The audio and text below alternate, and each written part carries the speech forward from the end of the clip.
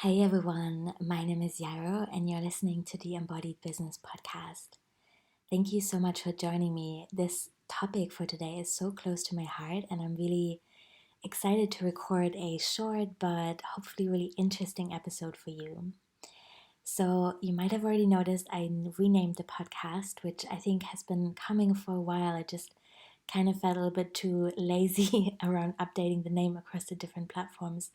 But the time has come, that just feels true. I think embodiment is really important to me in all the work that I do. And the longer I grow this business, the more I realize how much my body really is such a beautiful mentor in my exploration and my projects and how I navigate all these questions of ethics and authenticity and growth.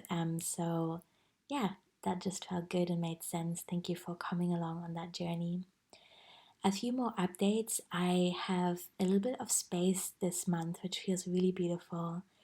I broke my leg on New Year's Eve at the beginning of the year, and so in January and February, I was mainly just healing and doing a few projects that I had already committed to.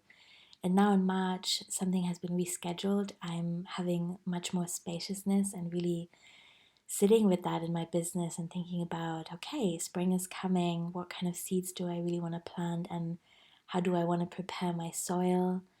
And how can I rest even more to heal my leg? And yeah, there's just this sense, I think, of having been in the pandemic for a year now and having had all this time by myself to reflect and also spending a lot of time in community on Zoom and taking stock in a way and thinking about how I want to set myself up in the long term. So I'm going through my systems again. I'm looking at absolutely everything in my business and my house in a very Marie Kondo kind of way of really holding everything in my hands and deciding if it gives me joy or not and letting it go if it doesn't, or at least receiving support and dealing with it if it has to be dealt with. And anyway, I'll go into that more, but first I want to announce that one of the things that I've updated as I was touching it was my workbook, which is free and it's called Our Bodies as Anti-Capitalist Business Mentors. I wrote that last year in February, so just before, no, actually, I think in March, so at the beginning of the pandemic anyway. And it came out of a series of Instagram posts on our bodies as business mentors that people really loved. So I put all these thoughts together. It's 30 pages. It looks much better now. It's beautifully designed. It has a lot of interactive invitations to practice, and you can download that at yarodigital.com. And the other update that's also free is that on April 13th, I'm running a workshop on creating a beautiful website and how to get started thinking about branding and software and what to use and how to research color palettes and how to get into the right mindset to write your copy and all that kind of stuff. So that's also something you can join under the free tab at yarodigital.com. I will link to that in the show notes as well. And if this sounds helpful to you, then I hope to see you there. The Embodied Business Community is opening again on April 12th, and this is going to be the last time I'm offering it at this pricing. It will open again in late autumn, but it will be a little bit different then. So if you want to lock that price in for the years to come, for as long as you want to be part of it, then do get on the waitlist, and then you'll be the first to hear, and you can sign up if you wish on April 12th. Okay, let's get into the subject for today. So, there's two things that got me really thinking about perfectionism and people pleasing. And the first thing is going through all my old blog posts, and then also the other thing is updating my courses.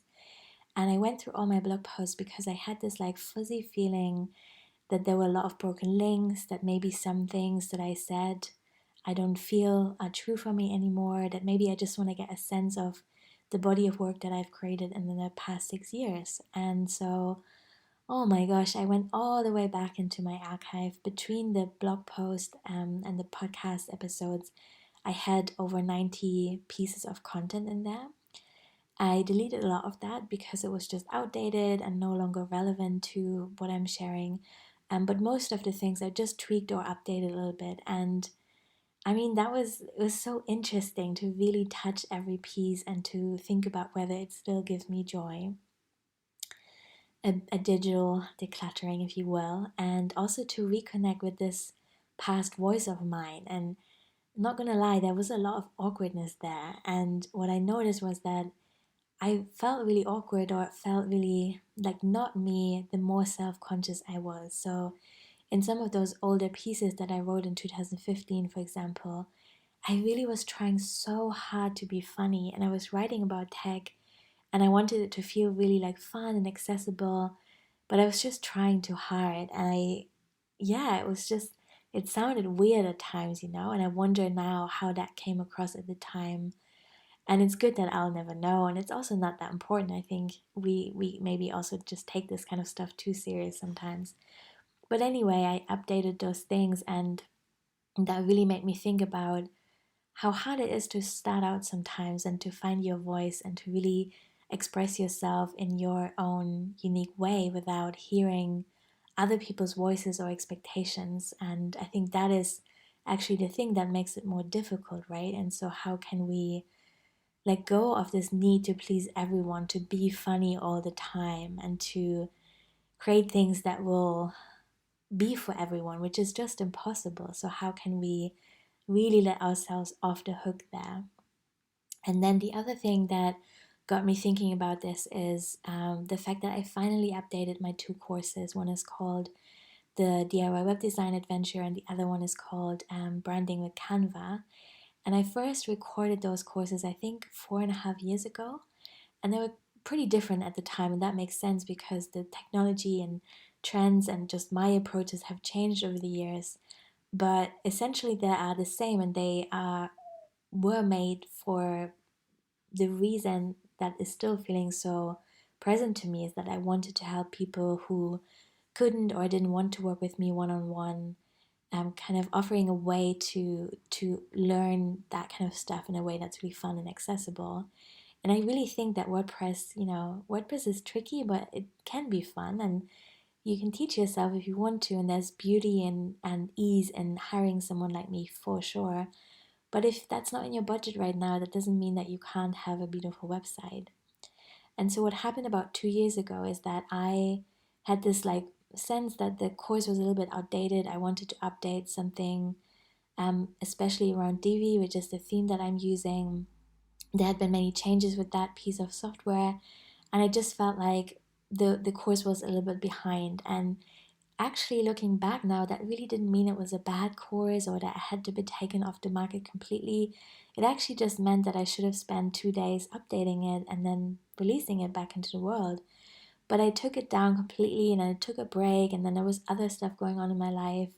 You know how these things work. And then I kind of felt disconnected from the course, and I didn't really have a sense of what actually I needed to do. And I was always fully booked with client work, which I was so grateful for, I still am. And so the story that I made up in my head was, oh, I can't afford to take a break from client work to update this course and relaunch it, because I should just be grateful that I'm always fully booked with one on one work. And the embodied business community is always selling out. And so, you know, I already have all these beautiful things in my business. Why would I be greedy and like also want to have this really good course? So silly, right? Like when you say it out loud, it's ridiculous. But that's the story that I was holding for a while, and then, like I said, I broke my leg at the beginning of the year, and I was looking into spring and the month ahead, and I was thinking about taking time to integrate what was happening in the pandemic and this really giving myself space to heal my leg, learning to walk again in the spring and summer, and also just growing older and really loving this gentle pace I now have in my life, and in not in any way wanting to step away from web design work and doing that one-on-one for people, because it's still absolutely what I love, but also just really seeing the value in being able to offer this course in a way that's much more affordable than working with me one-on-one. um, and finally just kind of like calling myself out on my own bullshit. So anyway, so the past 2 weeks I've been re-recording this course, and also looking at the course in the way it was and thinking about how it's different and how my approach has changed. And I was just like, wow, that was so bloody unnecessary for me to have that off the market for 2 years. I could have made some money selling the course. I could have helped some people make their website. It would have just been fun, it would have been good for everyone, really. But there we are. So, do you have a project like that where you have been making it unnecessarily hard for yourself, where maybe in some way you haven't shared something that you could have easily, or at least, maybe not easily, but you could have shared that in a playful and creative way if you had made it a priority and is now the time, maybe? So if you want to ride this wave of spring energy with me, have a think about what this project is for you that maybe you've been holding back on, and can you let that go? Can you let the hesitation go?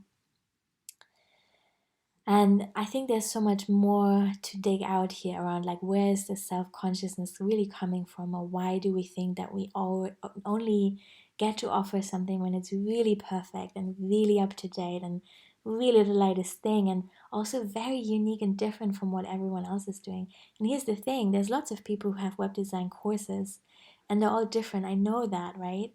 It's not that I really think in my heart of hearts that I had to create something that's totally unique.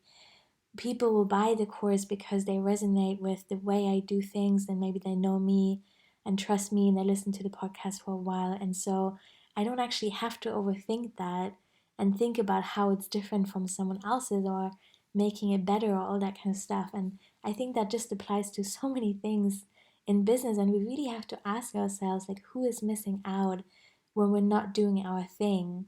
So if it feels selfish to think about how can I make it easier for myself, how can you make it easier for yourself? Then, if that question isn't accessible right now, can you ask yourself, who's missing out when I'm not doing my thing? And maybe also, how do you relate to the humanness of other people that you support? So, whether you listen to them on their podcast, or you follow them on social media, or you buy their thing, or you work with them in some way, isn't that maybe also because they are being human and not perfect? And are they really trying to please everyone? Or have they just said, you know what, I want to work with the kind of person that is like you, and that is not everyone, and that spoke to you in some way, right? So, yeah, the last question I want to offer, maybe for your journal if you like, is how can you meet yourself where you are? And how can you grow your capacity for expression and courage a little bit every week? Thank you for listening. It's been so nice to riff on this stuff with you, and I hope it's been helpful, or at least has been stirring up some stuff for you.